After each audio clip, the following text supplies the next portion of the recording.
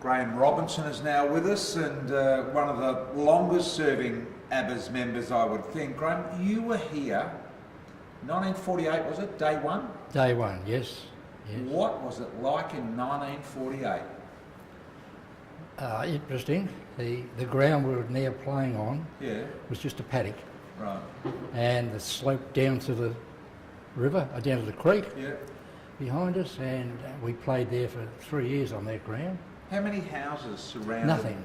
Nothing. Houses? There were houses down in Arthur Street. There was a commission area in that area, but no made roads. Right. The roads up to Keeler Road, there was one made road, but nothing here. A stud farm up on a hill, Milliara Road. So cows on the hill, literally. Cows on the hill, yes, and rabbits running down the creek. And it was just an open air wooden box we had over on the side over behind the goal squares as a change rooms. No floor, no windows, no doors, but that's where we changed. And there was a wooden partition between the visitors and Aberfeldie. And you could hear everything was going on, but it didn't mean a thing. It was the excitement of playing footy, because at that age I was 13. I'd never played football before and didn't know how to kick a footy. And we learnt from there. It is exciting for me to be speaking to a founding member of a club that's 70 years of age. Congratulations on keeping your link, because you don't live locally anymore, you live in Yarrawonga. I do, yes. But what's the first thing you do after a game is complete? The next day you buy the paper and look up the results of UDFL to see who's winning, and see in my own mind that Abers have won. I mainly watch the senior side, of course. Happy about that. Yeah. Turn it over and do something else. Yeah. So what roles did you were a former president here, was that of the senior footy club? Yes, the senior footy club. That was in 1981, 82. Right. I came on the board with the committee just prior to that, when my son was playing with the junior grades. And they found that the senior committee were too busy looking after the senior players, and the young kids weren't getting looked after. We couldn't get boundary umpires, and we couldn't get dads to do the flags for us to go umpires. I suggested we form a junior committee, and that fell into place as a So roughly what would have been the years that junior committee finally fell into place? Was you talking the 80s here? No, 1975. 75. And that junior committee is still going today, but that was the foundation of our club's junior committees being formed. And it was only because of the kids needed assistance. And from there, you've only got to look at the way they've produced some great players from the club. And I'm amazed at the way the club has developed and how professional everything is here. Yeah. Everything you look at, even tonight, professionals and the whole lot of the club. Yeah. And looking back on the names of the teams that we played back in 1948, I think there was 10 in the competition, and there are only 2 teams, possibly 3 teams, still operating.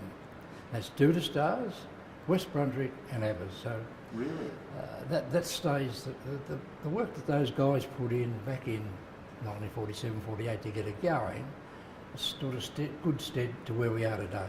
Gee, the pitch is hard to imagine. No houses, no club rooms, nothing, a cow up on the hill, a rabbit down on a creek. That was what it was like here at Abers. Yes. Yeah.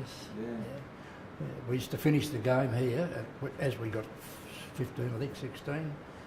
So 3 years later, that was in 1950, I think it was. In 1950, they found that the under-17 players coming through weren't getting a game anywhere else, because we didn't have a senior club. Right. So they formed the club in 1950, I think it was. Well, after as the juniors had been finished playing, we'd go home and have some lunch and come back again and play with the seniors. Right. And that was a pretty big thing in those days for kids to be playing with the seniors, and they still do it now, of course. And it builds a bond of friendship right throughout. And I was looking back on some of the records, and the teams that we played, and you'd be interested in this one, was a team called Essendon Bombers.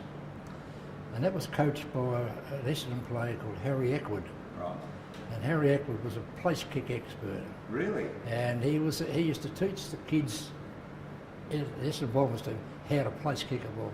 I'd never seen one before. We were playing up at their ground one Saturday morning. The ball was bounced up. A former player from there came play with us. He was the ruckman. He got a free. The guy turned around and dug a hole in the ground, put the ball in, went back and kicked the goal from the centre of the ground right through with a place kick. That was the first 5 minutes of the game. Yeah. That's about the only and longest place kick I've seen. Yeah. But that's footy, and that's all these memories that keep coming Yeah. back, and coming into the rooms tonight.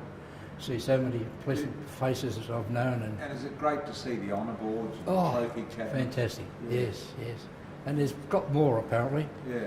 hidden away somewhere in the archives. But, yeah. yeah. And this room, when I was president, I was involved in having these new rooms built. Right. These very rooms. These very rooms, yes. The committee and myself and the whole club were involved in it.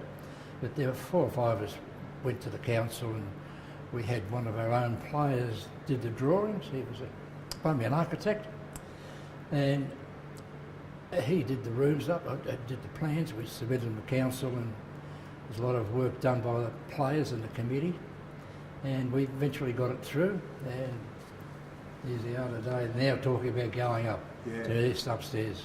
You must be delighted to see names like Danaher.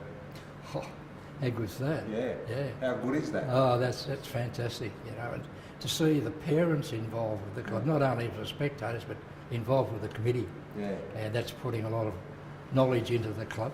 And we've had a lot of players from here go on and play senior football.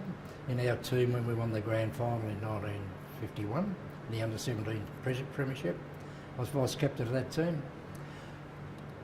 One of those players went on to play for Essendon, and that was Jeff Gamble. Jeff played at centre half-back for quite a few games with Essendon. Right. I think 2 or 3 years later, another young kid that was playing here then, Bob Shearman, who played at Essendon. He was walked straight into the Essendon side from playing paddy football. Right. And he was there for, I'm not sure how long he was there for, but I think it was about 19 or 20, and he got a big offer from somebody in South Australia. Right. He went across to South Australia as a bit of a kerfuffle about leaving the club, but they put him into a pub over there, and he never looked back. In fact, the next time I saw him, he was captain of the South Australian state side, which cleaned up Victoria when they had their state games back here. Seems to be at this club that at a normal club that's you're pushed onto the committee. Here, you've almost got to earn your stripes to get on the committee or become the president. I think so, yes. It was similar to that. Yeah. No, there was a lot of guys that wanted to go on the committee, and they got on the committee, but you also get a bit of people that sit in the background and throw in a few clues about what should be happening, and if you listen, you hear what they're saying. And that's why we're here. Yeah. If you could sum this place up, the Abers Sports Club, in a paragraph, how would you put it? In a paragraph.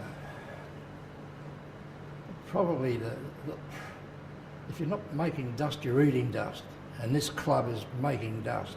They're killing everybody. Yeah. You know, that's only my opinion. Well, it's a good observation. And I just feel that with the guys that are running the club, I don't think it get any better. How about a club running a function to raise money for breast cancer?